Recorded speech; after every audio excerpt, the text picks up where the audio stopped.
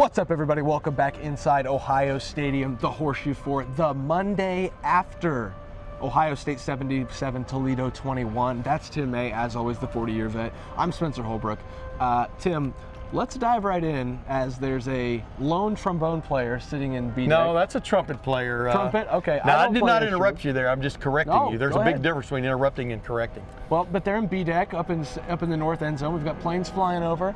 But it's never a bad day to be inside the Horseshoe, Tim. Saturday was a great day for Ohio State inside the Horseshoe, 77-21, an offensive onslaught over the Toledo Rockets. Tim, you've been able to watch the film again. You've seen every angle that Jim Knowles and Ryan Day have seen. You've been in the building. No, you haven't been in the building, but you know what I'm getting at here. Yeah, figuratively, I've been in the building. Your opening thoughts after the second watch of Ohio State 77, Toledo 21. Just how dominant this offensive performance was. It's remember me asking Ryan Day on Thursday on our lightning round, what would be a complete game, And I'm just thinking he's going to say, come out of the gate strong, fast, and stay that way. He kind of said something sort of like that, but that's exactly what this offense did. Yep. It's exactly against a team like Toledo where you have overmatched them. I think Toledo's a nice little football team, to be honest with you. But they had, they weren't ready for this challenge, let's put it that way. And Ohio State came right out of the gate, went right down the field, went right down the field, went right down the field, went right down the field. C.J. Stroud operating about as efficient as he's ever operated. I think his quarterback rating at the end of the night, his passer rating was 256.8, which is crazy numbers. 5 touchdown passes. What was he, 22 out of 26, whatever it was. It was something like that. Yeah, it was like, I think he had 5 incompletions and 5 touchdown passes. That's a pretty damn good night when you throw for over 350 yards, around 350 yards. And then the receivers, he got involved in it, mixing and matching, throwing all ball all over the field. That's exactly a dream scenario for your offense to get a feel for what's going on headed into the Big Ten opener. Defensively, as we pointed out on Saturday night, the hour after, if that's the name of that show, Ohio State took a 7-0 lead, and then this new vaunted defense gave up a touchdown drive on its first series, and the game was 7-7. Eventually, going to end up 77-21. So Daquan Finn, Toledo's really elusive and faster than I thought he was. Quarterback exposed a few things in this Ohio State defense. As that night went on, sporadically. But I don't put Graham Mertz in that same level, if you follow my drift. No. About elusiveness, etc. Graham Mertz, the quarterback for Wisconsin. So that's one of those aberration games. You put it behind you and you move on. And I'm summarizing what I saw offensively, what I saw defensively. You saw a few gaffes again defensively. For the most part, it was a very solid performance. Yeah, Tim, and I think it's wise to remind people. I saw it on Twitter, and it made me remember the 2019 season when Ohio State decimated Miami, Ohio, 73-5 here in this building, and Miami went on to win the MAC. And so you beat a MAC champion by 68 points. Ohio State beat a MAC championship contender for sure by 56 in this building just 2 days ago. And we'll get to the Wisconsin stuff here at the end of this show, but before we get to that point, I was more and more impressed as I watched over again the game with C.J. Stroud. I know that it's beating the same drum, kicking the dead horse, whatever you want, metaphor you want to use. It's not a dead horse. That's the opposite of a dead horse. Whatever you want to use for continuing to talk about this guy, he is absolutely special. He's so gifted at throwing the football. The throw over the middle to Cade Stover, the incompletion that I keep gushing about to Jackson Smith-Njigba was as perfectly thrown as it could be, and you just had almost an accidental pass breakup by the Toledo defender. Some of those throws, the layering of the throws and the layering of the routes where he's able to hit over the middle. Yeah. There's not a throw on this field or any of the other 130 FBS fields, maybe even the NFL stadiums they play the bowl games in, that C.J. Stroud cannot make. There's not one on any of those fields he cannot make, and it's so impressive. Wait. No, I'm not interrupting, but you make it almost sound like they put up hurdles and different things on different fields and stuff. That, yeah, I guess I do. There's not a throw he can't make on a football field. Yeah. I think would summarize it. Well, there you go. Yeah, you can even take it overseas. This isn't stadium jumping like my daughter used to take part in equestrian. Well, I think you have a fair point there, but the bottom line, as you like to say, the bottom line is CJ Stroud is incredible at throwing the football, and that's not me. Some people claim that I'm a little too optimistic at all times, but just watch the film, guys. That performance over Toledo was as good a quarterback play as you're going to see. Oh yeah, absolutely. But here's the thing. The few times we get to go into practice, I pay attention to what's going on. And back in the spring, they had like that student appreciation day. Well, one of the drills before they broke it down and started running plays for the students was CJ Stroud and Devin Brown and Kyle McCord. They had like a screen set up about, I don't know how tall that screen is. It looks like it's about 10 feet tall, maybe even higher. But like they were on like the 30-yard line and throwing to the corner of the end zone. And they had to throw over that screen at about the goal line or a little bit closer, but have it still drop in to the receiver standing in the corner of the end zone. If you follow my drift there, it's like a pitcher practicing his sinker ball. They were all doing it. They did it repeatedly. So some of these throws, they look like almost like magic, but they've been practiced. Now, of course, magic tricks aren't really tricks. They are practiced. And that's what CJ Stroud is doing. He's taking everything he's learned and he's adding onto it as we watch his progress as an Ohio State quarterback. And you saw it again the other night. He's made a couple, 3 throws the last 2 weeks where you got to go, gah. I mean, that throw to Marvin Harrison Jr. down here at the corner of the sideline and the goal line against Arkansas State was ridiculous how good it was. The window was only about this big and it was closing. But timing-wise, et cetera, he put it right in there because he had sold the play to the safety. He does all these things, and then he delivers an accurate throw. So that's what's really staying out about him. He's become so much more of a pocket presence and a manipulator of the game is the best way of putting it. That's where he's really standing out this year compared to this time a year ago. Yeah, this time a year ago, remember, he was getting tweets. There were a lot of people that wanted Kyle McCord. Well, Tim, this time a year ago, if I can remind everyone, he set out against a MAC opponent. Correct. And allowed himself to take almost a week off to recalibrate. And that wasn't just physical, Tim. That was a lot of mental stuff that he had to go through to make sure that he was ready for all of this, and all of the 105,000 some odd people who were in here on Saturday. So Kyle McCord got that start. And ever since then, Tim, it has been a pardon my term, a rocket ship up for CJ Stroud. Yep. You can obviously talk about the faults of the Michigan game with CJ Stroud, the unwillingness, if you will, to run the football. He got whacked a few times in that game too, which most people don't remember. But, but the unwillingness to run the football, which we saw a little bit from him on this turf Saturday, a new layer to the offense, him keeping a zone read, him pulling one down in a scramble and sliding to get a few extra yards. These are the maturations that you see from a second-year starter that Ryan Day has. And, we saw it from Justin Fields in 2020, the way he progressed. You're seeing it from CJ Stroud in real time right now. Yeah. I mean, I even tweeted about it. It was kind of tongue-in-cheek, but about when he kept on that zone read, I just went, okay, ladies and gentlemen, it finally happened. He had scrambled the week before against Arkansas State and ran out of bounds over there on the other sideline. But, all he needs to do, you're not asking him to become, who's the kid at Buffalo? Josh Allen. You're not asking him to become that guy, but just run the ball 2 or 3 times a game just to show that also is in your repertoire. Now stop it. Yeah. Now stop this. That's the main thing. And you don't want him selling out on any kind of run unless it's 4th and whatever and the game is on the line. You don't want him selling out because he is so valuable to you in all kinds of different ways on this football team. But just to put it on video that yes, this guy will run if you give him a chance. And by the way, he can be a quite effective runner if he wants to be. Absolutely. So that's what stands out. But you don't really have video proof of that. You still don't really have video proof of that even after the other night. But it could be coming. Yeah, and that takes us to our next point. As I was going to talk to you about it.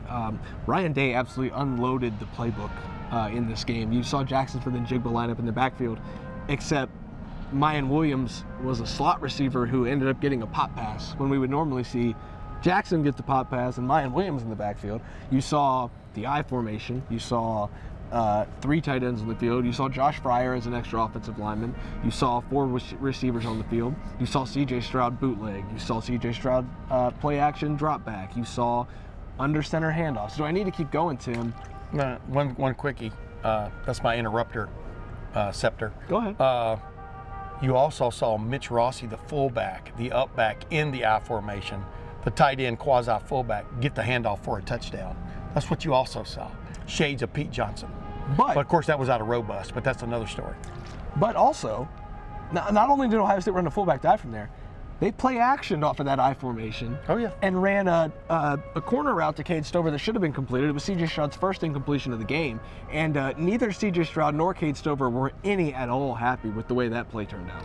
Here's what I like about Ryan Day. Ryan Day doesn't just put something in and run it one day, pardon the pun, one game and one play out of the I formation. You can see the way his brain works. He's got plays, off of play action, off of whatever. He has a complete, he showed it the other night, parts of it, a complete I formation package that he can go to. Like we were talking about C.J. Stroud just running once or twice a game, how it changes things.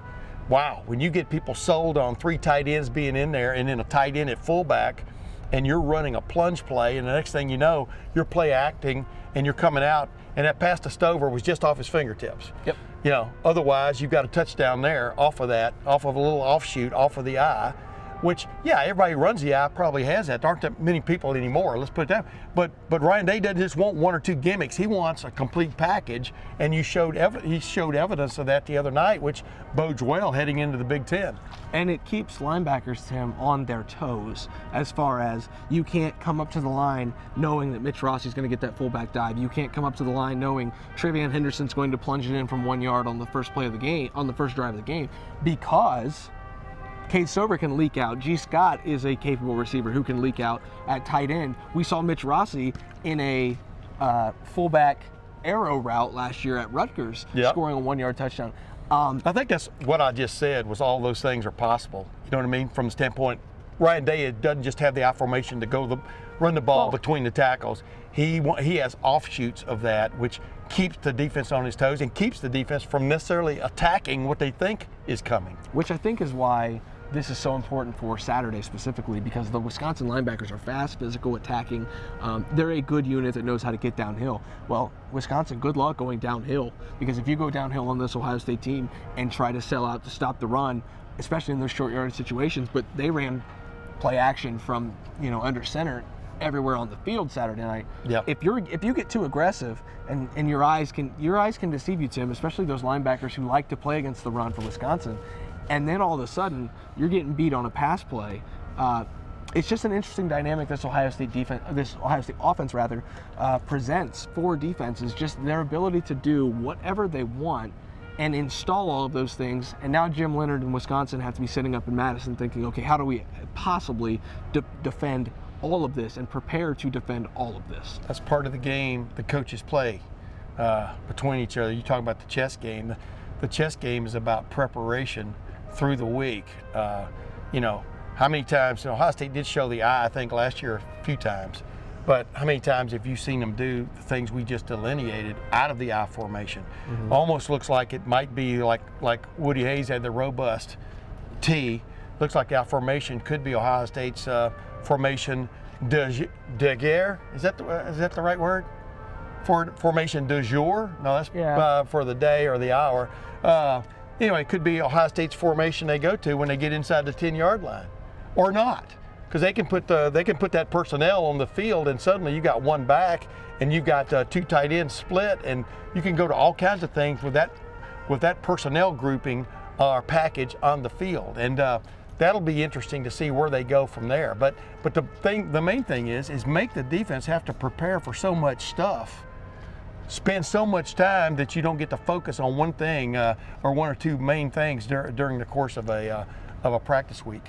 And then, Tim, there's always Old Reliable. And I said this in the press box on Saturday night. Ohio State faced a 3rd and I believe 14 and I looked at somebody who was in the press box, one of our friends, and I said, I think they should run the play where the 5-star throws to the 5-star here to get it this 3rd and 14.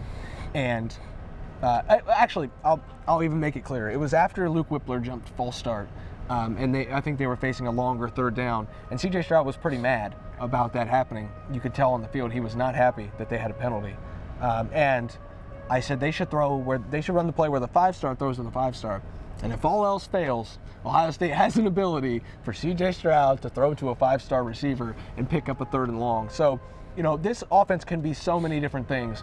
But when it needs... Well, don't leave people hanging. Who'd he throw to? Emeka Egbuka across the middle. No, and just joking, man. You got to follow up. You got to follow up to make sure the 4 people who don't know who Emeka Egbuka is or didn't watch the game know what you're talking about. Well, if you didn't watch C.J. Stroud's performance, I'm sorry that you didn't get to. And if you still have the chance to, go do it. And now we'll flip over, Tim, to the defense, which has some faults for all of its success so far this season. It's still giving up not many points a game. I think now they're at about 16 points if my math isn't terrible, which it usually is terrible. So check me on that in the comments. That's fine. 43 divided by 3. This defense is in an interesting spot, Tim. It's very successful against the run. Its defensive line looks like it's one of the most menacing to go against in the country already. But for the success, it also has issues right now on the back end. Cornerback play has been sporadic, let's say, through 3 weeks. I'm not going to lay fault on anyone in particular. It's just been an interesting roller coaster for these Ohio State corners who haven't recorded a turnover, who have given up a couple touchdowns now, and had a busted coverage, not really a busted coverage, but a busted play down in the end zone for Toledo to score its 3rd and final touchdown. Yep. There are some issues there, Tim, and you wonder where Ohio State's going to turn to get those things ironed out. Yeah. I mean, see, I don't have a hard and fast answer for you there. There's no short answer. Exactly. Yeah. Number one, it's pretty obvious to me, I've been telling people this for a while now, it's pretty obvious to me that teams are going to try to attack the edges of this defense. Well, who's out on the edges? The cornerbacks. They're not on islands, they're on edges. And so that's what's going to happen. These cornerbacks are going to be challenged. Denzel Burke, Cam Brown, J.K. Johnson, Jordan Hancock, if he ever gets back, right on down the line. They're going to get challenged a lot more than maybe most people would expect. And occasionally you're going to give up a play. I don't think they've given up play after play after play. No. That's not the problem. And I don't think giving up a play every now and then is a problem. But like the other night when you let the quarterback run, scramble out, and then he hits a guy, you kind of lose contain of one guy deep, and he hits the guy in stride for a touchdown. That's a problem. When the quarterback just makes a ridiculous play and comes out over to this edge and then throws a jump ball toward the goal line, and your defender is there and the receiver is there, and it's a one-on-one battle to go get up, maybe go get the ball. Your defender's not really in position to do that. The offender catches the ball. Well, the sin on that play was he got the ball and then he scored. He could have been tackled about the 5-yard line. Correct. I mean, okay, you got beat for the ball, but tackle the man.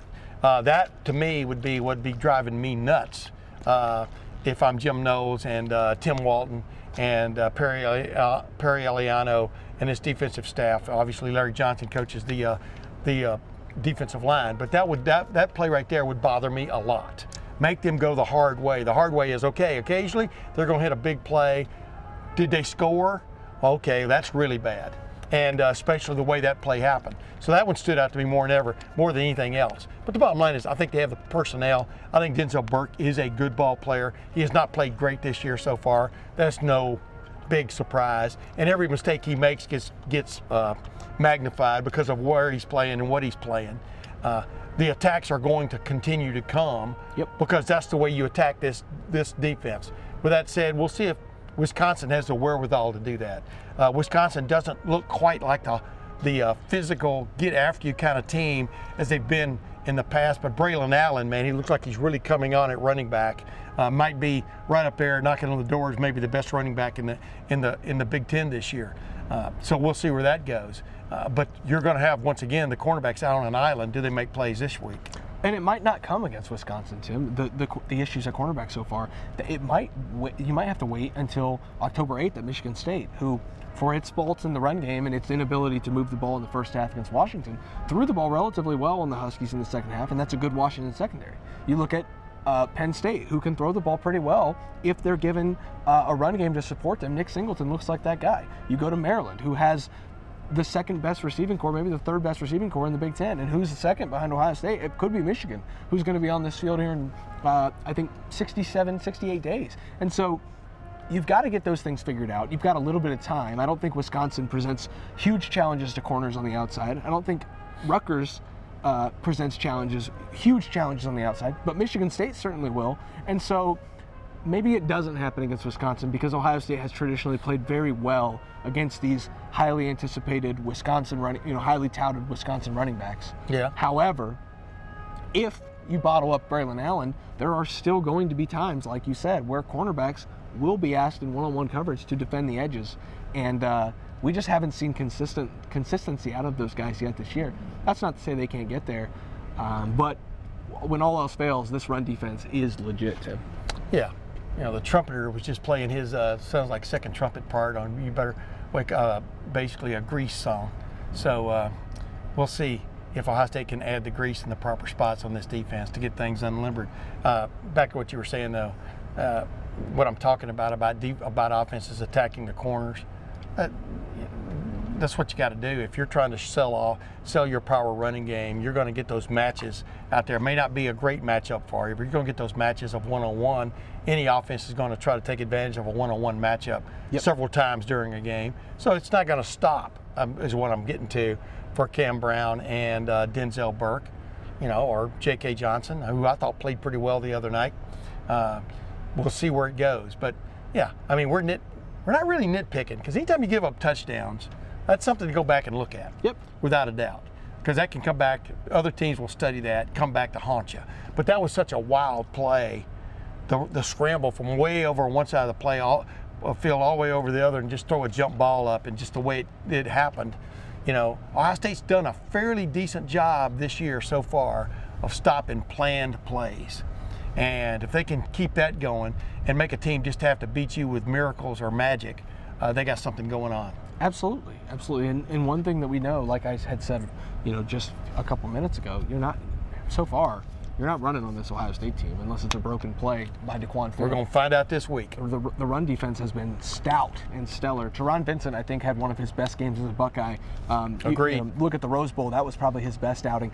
This might have been the second best, albeit against Toledo, a MAC program, but a good MAC program at that.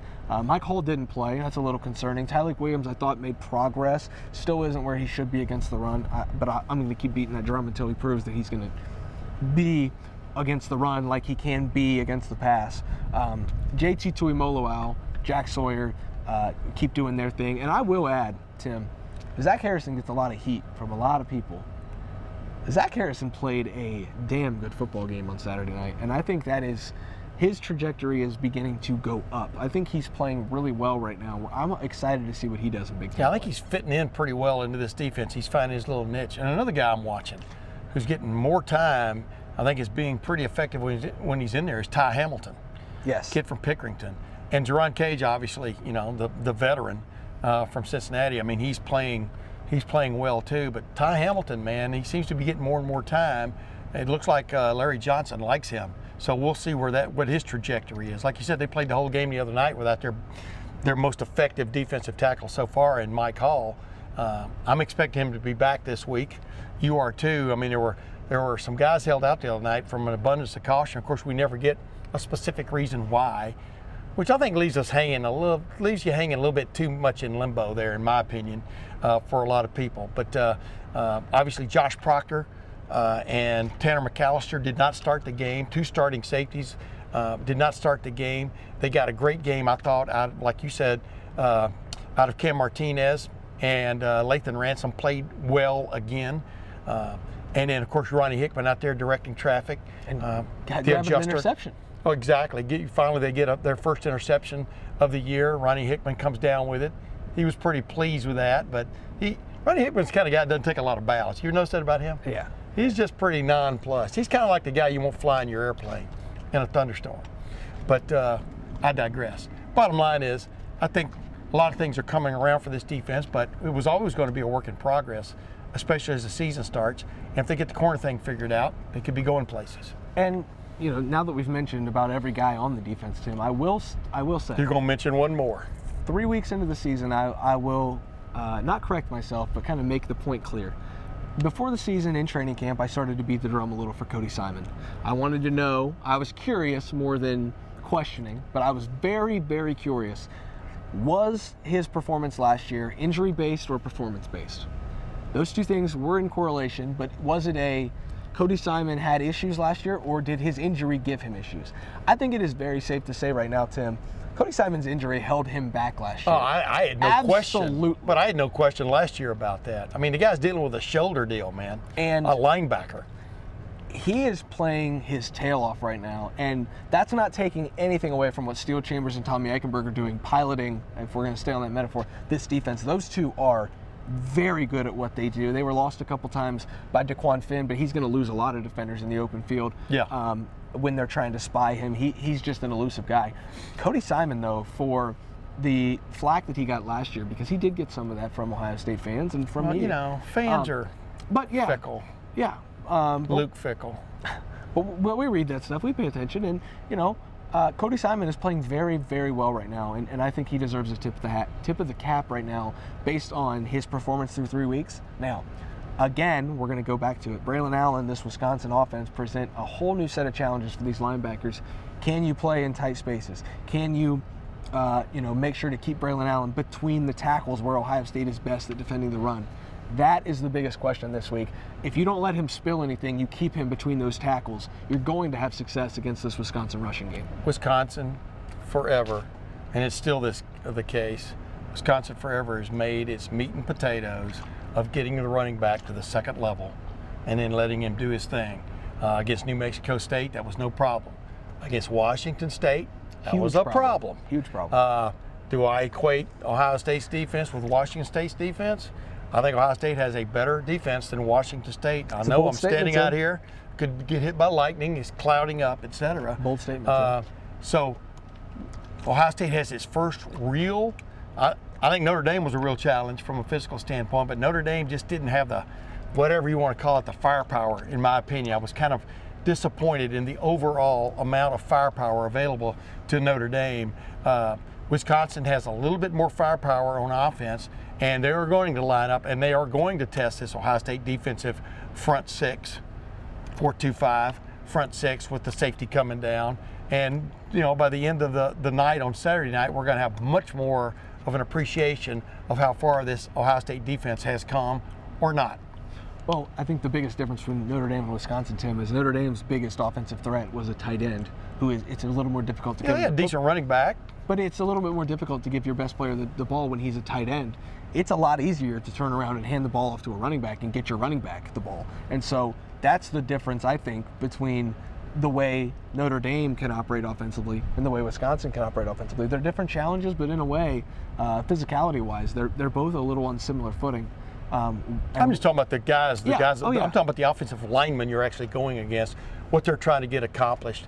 You know, everybody runs zone blocking schemes 99% of the time anymore and stuff. They try to get big bodies in the way more than they just line up and blow you off the ball. Yep. Big bodies are hard to run around, etc. And Wisconsin they ran that stretch play to the end of the earth, you know, many years ago. It was crazy. They still have that a little bit in their DNA. I mean, just, you know, basically getting around the hog mollies to get to the ball carrier has always been the biggest challenge when it comes to playing a big-time team like a Notre Dame, like an Ohio State, like a Michigan, like an Alabama. I mean, and that's what'll be the challenge for this new look defense, to keep things clear for the linebackers, the two linebackers, to be able to get to the ball and make some plays in more of a classic sense.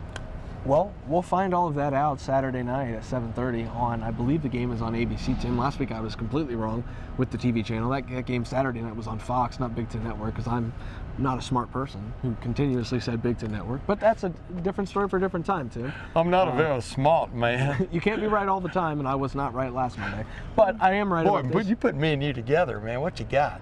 No, not much, Tim. Not much. I'm surprised they let us on camera every We Monday. might have we put us together. We might have 100 IQ. Go ahead though. But no, that's who cares about that mistake? I mean, people found the game. 105,000 people showed up for that game. Yeah. Extremely impressive. Yeah. First 3 games drew over 100. We all remember the Akron game a year ago that drew 76,000. 76,000. What a disappointment. Even the Oregon game looked like it wasn't a sellout. You know what I mean? Just from the fans have shown up. But the fans understand, I think, what's going on here. This is a premier football team they're watching, and it still needs some development in certain areas, but you're not going to find a more wide open, robust, pardon my pun there, offense anywhere in America than Ohio State. You're not going to find one better than this. This is a modern offense times 2. And then if you throw in the modern defense they're trying to get to, I think fans understand something special is going on here. Well, and I also think last year, Tim, at the beginning. That's not hyperbole, that's fact. But I think last year as well, Tim, that we were in a little bit different of a situation with the pandemic-wise at the beginning of 2021 than we are at the beginning of 2022. Also, Toledo's a better team than Akron, and so there was more reason, I think, for fans to come out here. But the horseshoe was rocking relatively Saturday night. It was rocking back in the Notre Dame game. Guys, I'm telling you, it is going to be a madhouse in here on Saturday night, 7:30 on ABC for Ohio State and Wisconsin. Tim and I will be here, just like we're here right now, inside the horseshoe for the Monday after. Make sure you subscribe to the YouTube channel. Click the little bell underneath. You get notifications every time we post one. Come hang out with us at the Lettermen Lounge and message board. We're answering subscriber questions all year long for just $1 a year right now. Make sure to jump on that deal. It's an absolute steal. But that's Tim May, the 40-year vet. I'm Spencer Holbrook. Thanks for watching. Thanks for listening. We'll see you Tuesday in the Woody Hayes Athletic Center for everything Ohio State football.